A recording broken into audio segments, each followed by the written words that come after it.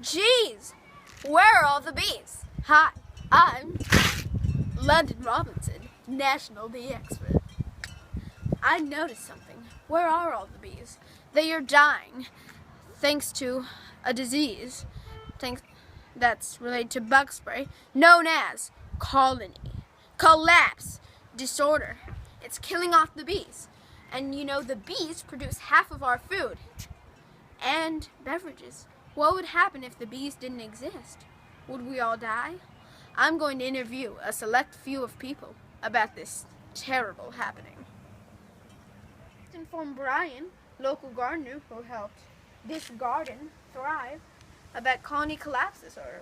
How do you feel about this? Colony collapse disorder is a big issue because it has a lot to do with the agricultural industry. As you know, colony collapse disorder has to do with bees, and the beehives are dying off, and the scientists are trying to figure out why. Some scientists feel like it has to do with pesticides.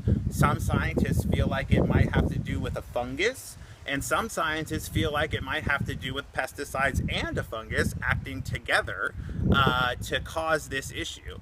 And what happens is basically, as it sounds, colony collapse. The colony collapses, basically. All of a sudden, one day you have a wonderful beehive, you come back a week later and the beehive is gone. They have all died. And this is the problem. The problem with this is the bees pollinate all of your fruit. And so if you want to be able to eat nuts and oranges and apples and pears and all of that fun stuff, you're going to need bees to do your pollinating for you. And so that's why colony collapse disorder is important and needs to be figured out. Thank you, Brian. Hi, we are now talking to Melissa Stevens, local Marin resident and teacher at Kent Middle School, about colony collapse disorder. How do you feel about this terrible disease? Well, I've actually just learned about it from listening to you and understanding really what a big problem it's becoming. And so for me as a teacher, I know that I need to become more educated on the topic myself, as well as then be able to pass that along to my students and being an important part of this community. So I know that I'll need to do more research, and I will look to the experts, such as kids like you who know a lot about it, to be more informed. Mm-hmm. How do you feel that we should take a stand about this?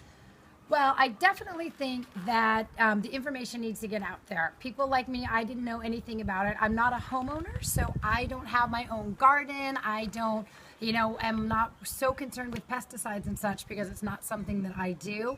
However, in the future, when I do home-own, it is something that I need to be informed on. From what I understand, pesticides may be playing a huge role in colony collapse. And I want to make sure that we're using safe, non-toxic pesticides so that we can take a stand and help correct this problem. Thank you, Melissa. Thank you. You're now interviewing Jill Robinson, who is my mom. I know, right? Awkward about colony collapse disorder.